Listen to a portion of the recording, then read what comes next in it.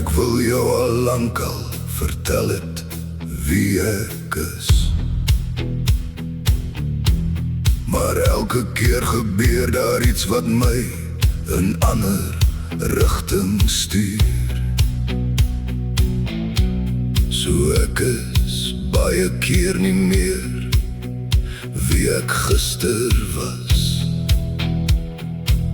Nie omdat ek wou nie, maar as gevolg van dinge wat met my gebeur het. En gisters wat was. Karoo boertjie van die plaas, nou in Pretoria met die stadse geraas. Maar een van die dae gaan ek my karavaan hak, dit my huis maak. Die land plat ry en vakansie hou vir 'n lewe. Gaan video's maak vir my YouTube kanaal om aan die lewe te bly.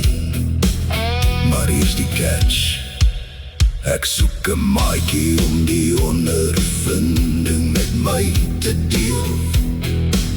Een wat nie skaam is vir 'n kameradie, een wat die viewers sal like om na te kyk. Een met klein boutjies, want hey, ons gaan in 'n karavaan bly.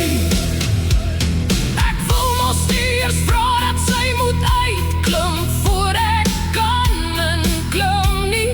Nou wonder ek of daar buite so 'n vroukie is wat saam sal lag as die karavaan verbykom, wat sê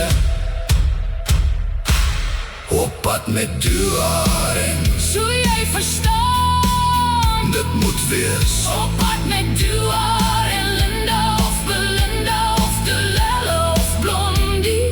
Enige naampie, solang sy sexy boutjie sit, sodat daar plek vir ons in die karavaan is. Vir naampie en ek.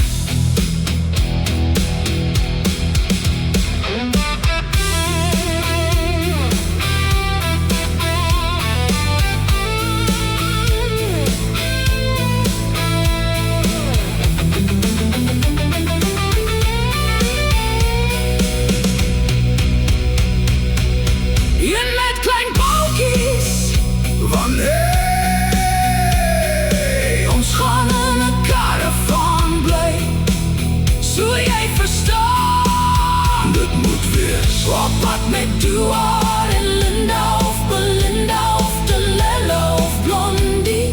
Enige naampie, solang sy sexy boutjie sit, sodat daar plek